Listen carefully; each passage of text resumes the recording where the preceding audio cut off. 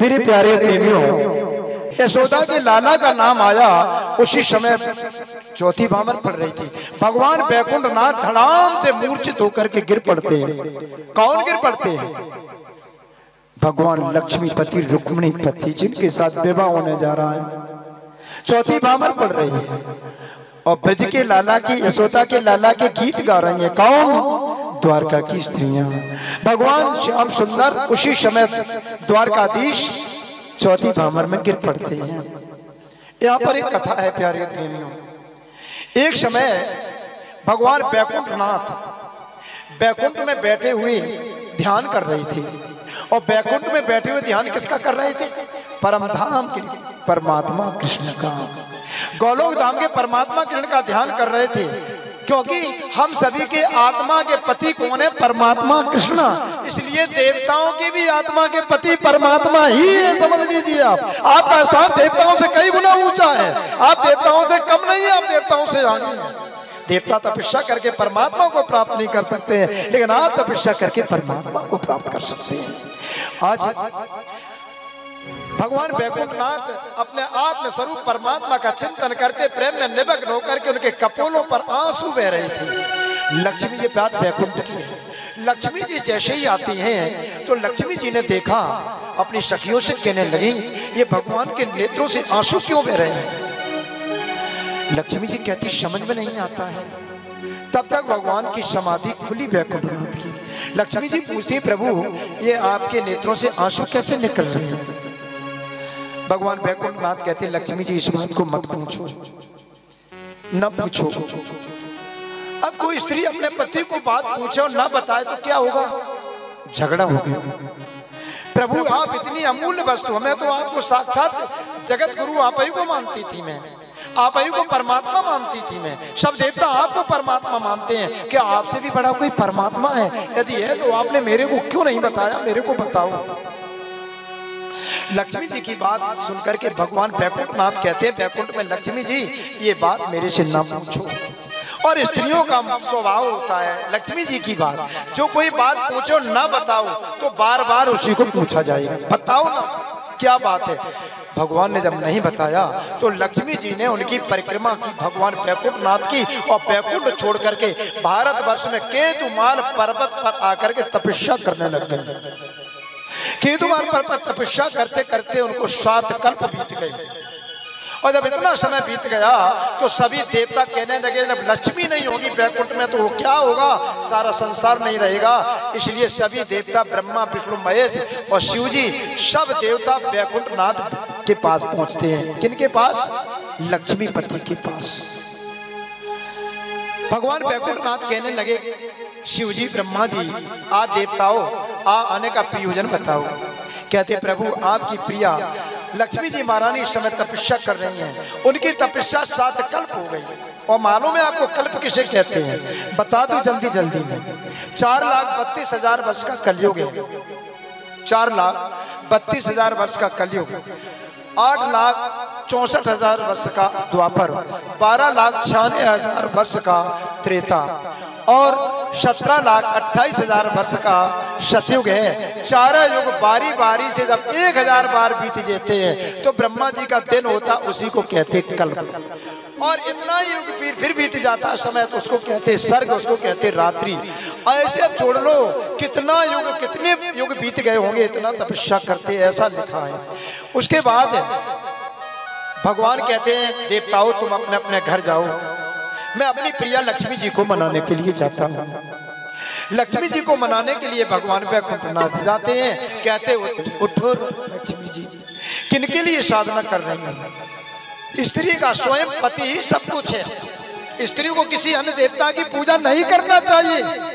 और मैं आप लोगों को बोल रहा हूँ, वास्तव में नहीं करना चाहिए। स्त्री को अपने पति के अंदर परमात्मा कृष्ण की सभी देखना चाहिए। और जो स्त्री अपने पति के अंदर भगवान को देखेगी, उसके पति का कोई बाल भी बांका नहीं कर पाएगा, क्योंकि उसके पति के अंदर भगवान बैठे। तुम किसकी सेवा कर रही हो लक्ष्मी जी? लक्ष्मी जी कहती, प्रभु मैं किसी की पूजा नहीं करती हूँ, मैं आप ही की तपस्या कर रही हूँ।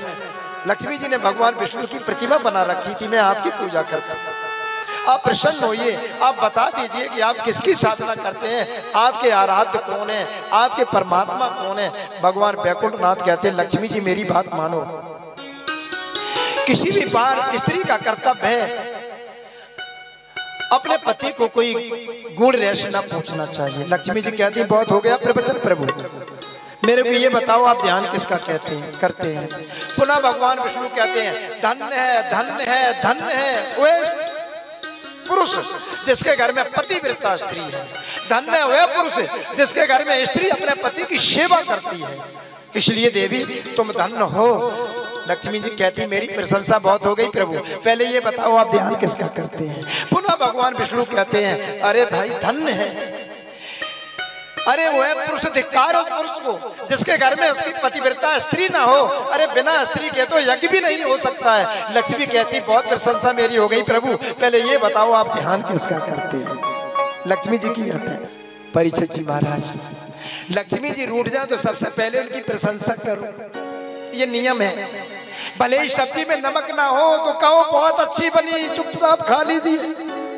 और आपने कहा अच्छा नहीं है तो बना लो, गर्मी में कैसे बनाते सुनना पड़ेगा। राधे राधे मेरे प्यारे प्रेमी, दोनों ही का कर्तव्य है। अंत में भगवान बैकुंठनाथ कहते हैं लक्ष्मी जी एक बात बताओ, तुम्हारा पति मैं हूं, हाँ जब तुम्हारा पति मैं हूं तो मेरा नाम क्या है। लक्ष्मी जी कहती है भला कोई सती स्त्री अपने पति का नाम बताएगी। पति का नाम जो स्त्री लेती है उसके पति की उम्र कम होती है, मैं आपका नाम नहीं ले सकती हूँ। उसी समय भगवान बैकुंठनाथ रो पड़े, उनके नेत्रों से आंसू निकल पड़े। कहने लगी लक्ष्मी जी जब तुम अपने पति मेरा नाम नहीं ले सकती हो तो अपने आत्मा के पति का नाम लेकर के मैं परमात्मा का नाम कैसे बता दूं। आप मेरे को बता दो, कितनी गहरी बात है। इसलिए मैं अपने आत्मा के पति परमात्मा का नाम नहीं बोल रहा हूं लक्ष्मी जी। इसीलिए मैं चीर सैया पर नारायण के रूप में सदैव योग निद्रा में अपने परमात्मा का चिंतन करता हूं लक्ष्मी जी। परंतु मैंने ये भेद किसी को नहीं बताया, आज मैं तुमको बोल रहा हूं। ये कथा आप लोगों को शिव जी ने 64 तंत्र लिखे हैं प्यारे प्रेमियों, और 64 तंत्र में एक महेशु तंत्र की द्वारा ये कथा आप सुन रहे हैं। ये कथा मैं बना के नहीं कह रहा हूं। परीक्षित जी महाराज भगवान विष्णु कहते हैं लक्ष्मी जी फिर भी मैं अपने पति का नाम नहीं लेंगे। हमारे सनातन धर्म में कोई स्त्री अपने पति का नाम नहीं लेती है।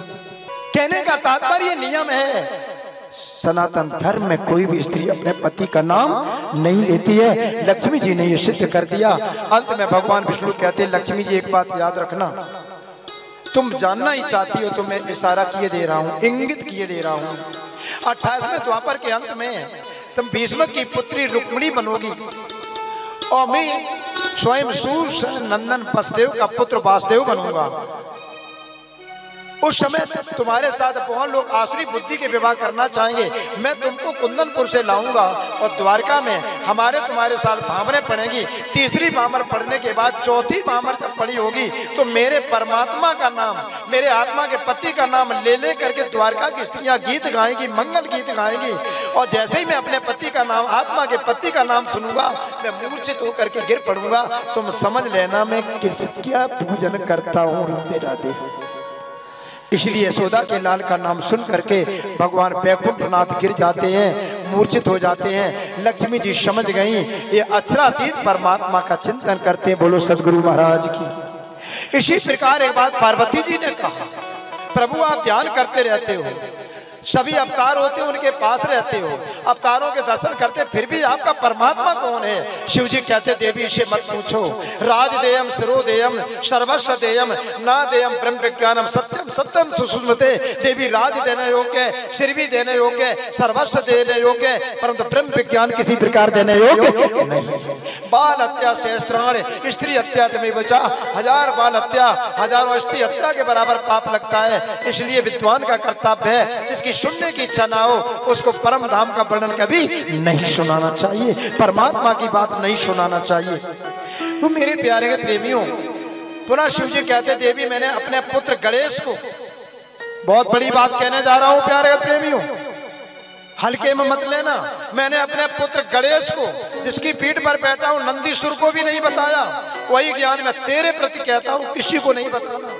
गणेश जी भी नहीं जानते हैं। इसीलिए श्रीमद् भागवत के अंदर मंगलाचरण में 17 पुराण महाभारत जो भी ग्रंथ लिखा गया, सबसे पहले गणेश जी की, सरस्वती जी की और नारायण की वंदना की गई है। पर भागवत एक ग्रंथ ऐसा है जिसमें गणेश जी की, नारायण जी की और सरस्वती की मंगलाचरण में वंदना नहीं की गई। सत्यम परम धीमहि, किसका ध्यान करते हैं? परम सत्य। परम सत्य कौन है? परमात्मा। ये ब्रह्मा विष्णु महेश परम सत्य नहीं है। जब महाप्रलय होगी तो ब्रह्मा विष्णु महेश ये भी सब मर जाएंगे, ओंकार भी निराकार में छिप जाएगा। इसलिए परमात्मा ही परमात्मा है। तो एक बात और बताऊं मैं आप लोगों को, आपने भगवान विराट की फोटो देखी कृष्ण की? भगवान कृष्ण की विराट की फोटो तो आप लोगों ने देखी होगी ना। और फोटो में क्या देखा होगा? भगवान राम भी हैं, भगवान कृष्ण भी हैं, इंद्रदेव भी हैं, गरुड़ भी हैं और भगवान गणेश भी हैं, हनुमान भी हैं, शंकर जी भी हैं। तो कृष्ण सब कुछ बन सकते हैं और ये सब देवता मिलकर के कृष्ण नहीं बन सकते। भगवान ने विराट रूप को एक बार कृष्ण को भोग लगा दिया, विश्व में कोई देवता नहीं बचा जिसका भोग ना लग गया। और सारे देवताओं को खिलाओ तो भगवान कृष्ण को भोग नहीं लग सकता। इसलिए भगवान कृष्ण गीता में कहते हैं, मां चायो अभिचारिण भक्ति योगे निसेवते।